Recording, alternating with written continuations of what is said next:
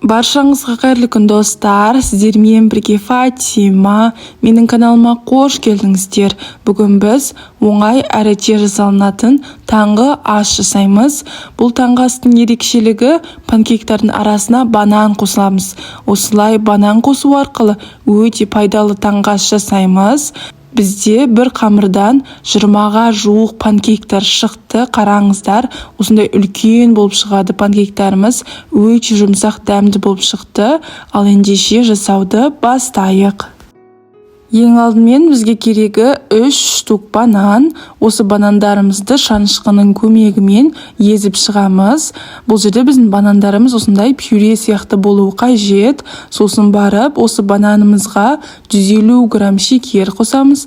Және де 2 жұмыртқамызды қосып, жақсылап тұрып араластырамыз. Панкейктеріңіз қатты тәтті болғанын қаласаңыздар, онда 150-ден жоғары грамм шекер қоссаңыздар болады. Достар, осы панкейктің толық құрамын мен видеоның астына салатын боламын. Сол жерден көріңіздер. Сосын біз 300 грамм сүт қосамыз да, тағы да араластырамыз.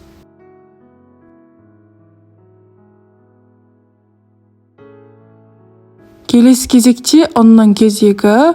Ұнды мен 2-3 бөлікке бөліп барып қостым. Бір бөлігін қосып болған соң, 1 шай қасық қопсытқыш қосамыз да, жақсылап тұрып араластырамыз. Осы панкейкқа мен барлығы 260 грамм ұн қостым. Және де ұнның бәрін електен өткізіп барып қосыңыздар. Ұнымызды қосып, жақсылап тұрып араластырып болған соң, бізде орташа сұйықтықтағы қамыр шығады. Панкейктеріміздің қамыры дайын болған соң, ал ендеше панкейктерімізді пісірейік. Менде осындай мультигриль бар. Осы мультигрильға мен пісірдім. Бұл мультигрильдің градусы 170 градуста пісірдім осы панкейктерді. Үйлеріңізде сковородка бар болса, сковородкамен пісірсеңіздер де болады. Сковородканың астын, яғни отын, орташа отқа қойып тұрып пісіресіздер. Қараңыздар, біздің панкейктеріміз осындай қызарып әдем болып пісіп жатыр. Менде осы бір панкейктің қамырынан 20-ға жуық панкейктер шықты. Және де қараңыздар, біздің панкейктеріміз осындай үлкен болып шығады. Сіздердің панкейктеріңіздің піскенін сіздер былай білсеңіздер болады. Бірінші, осы ыдыстарыңызға қамырларыңызды құясыздар. Сосын 1 минутқа жетпей күтесіздер. 1 минуттан кейін сіздердің панкейктеріңіздің үстінде осындай нүктелер пайда болады. Нүктелер пайда болған жағдайда сіздердің панкейктеріңіз пісті деген сөз. Осы кезде панкейктеріңіздің екінші бетіне аударасыздар. Сосын аударған соң тағы да 1 минут күтесіздер. 1 минуттан кейін сіздердің панкейктеріңіз пісті деген сөз. Достар, осы менің YouTube каналымнан панкейктердің басқа да рецептін көре аласыздар. Мысалы, осы менің YouTube каналымда нутелла қосылған панкейк бар, немесе шоколадный панкейктер бар. Соның рецептін міндетті түрде көріңіздер. Ал енді қараңыздар, мына жерде біздің панкейктеріміз өте аппетитно пісіп жатыр. Дауысын естіп көріңіздер.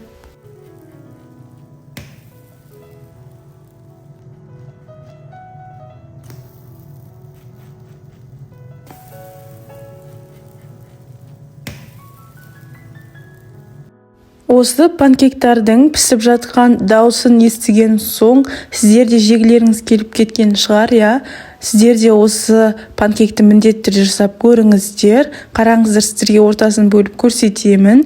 Біздің панкейктеріміз өте жұмсақ әрі дәмді болып шықты. Міндетті түрде осы панкейкті жасаңыздар. Сіздер осы панкейкті осылай сәндеп қойсаңыздар болады. Қараңыздар, осы панкейкті қатарынан қойып, үстінен осылай бананды турап қойсаңыздар да болады. Немесе екінші түрін көрсетейін. Панкейкті де осылай сәндесеңіздер болады. Панкейкті енді бұл жолы бірінің үстіне қойып, сосын ең үстіне осындай 3 штук бананды кесіп қойсаңыздар, өте әдемі көрінеді. Сіздермен болған Фатима. Менің каналыма тіркеліп, лайк басып, комментария жазуды ұмытпаңыздар.